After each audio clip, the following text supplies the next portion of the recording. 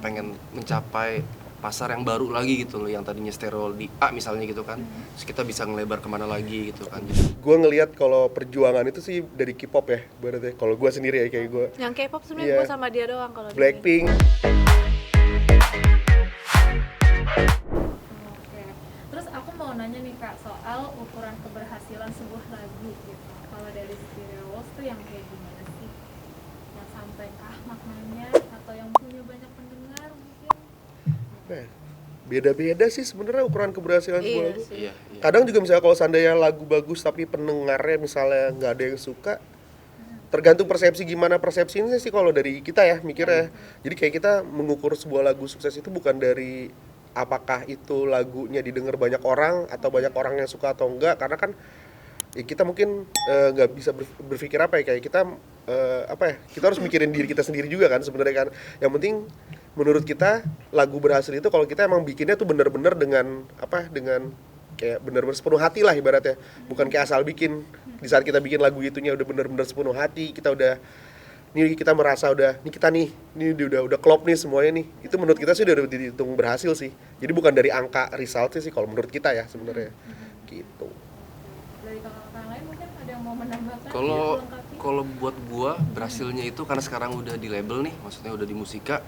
Jadi mungkin sekarang lebih pengen itu lagu materi yang bakal dikeluarin Stereo Walls ke depannya itu, terutama yang Home ini. Jadi kita nambah pasar lagi gitu loh. Jadi kita pengen mencapai pasar yang baru lagi gitu loh, yang tadinya stereo di A misalnya gitu kan, terus kita bisa ngelebar kemana lagi gitu kan. Jadi lebih luas lagi jadinya. Jadi pencapaiannya bisa lebih lebar lagi. Itu sih sebenarnya. Jadi ada dua kubu nih. Satu kubu yang emang bisa diterima banyak pasar karena kita itu kalau kita emang memanjakan pasar ya. Tapi ada juga menurut gue misalnya mungkin kalau orang lain yang bandnya masih kecil-kecil kan ya belum tentu kedengeran sampai pasar segala macam. Tapi kalau menurut kalian itu udah dibikinnya dengan sepenuh hati, menurut gue sih itu udah sukses lagu itu gitu. Terus Kak, aku mau nanya soal siapa sih istilah mungkin ada nih penyanyi atau musisi yang jadi inspirasi kakak untuk berkarya ya. Maksudnya dari segi ketika perform gitu ya istilahnya, atau ketika bikin lagu gitu. Siapa sih Kak kalau Beda-beda sih. banyak sih. Beda-beda. Banyak banget dan beda-beda. Beda-beda semua kita. Coba deh Kak, satu-satu nggak apa jawabkan.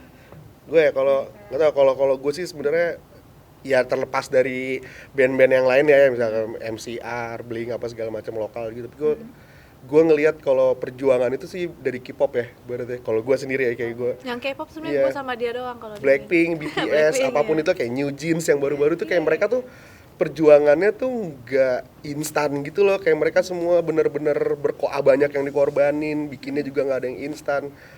Konsep video klip segala macam tuh dipikirin banget. Apalagi di sana kan kalau nggak tahu ya, ada omongan kan kayak kalau sebuah grup baru dirilis cuman bikinnya kayak setengah-setengah tuh kan langsung dihujat tuh habis-habisan. Jadi kayak emang bener-bener mereka tuh bikinnya tuh bener-bener maksimal banget sih.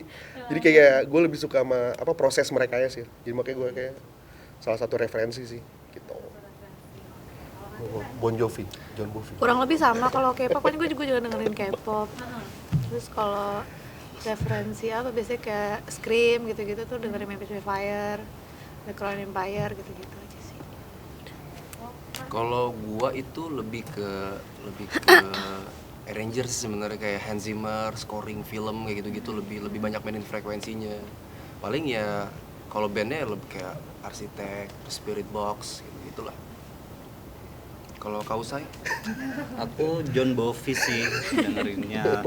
Tapi kalau untuk asli panggung beda-beda. Suka gitarisnya Pierce the Veil juga, Tony Perry.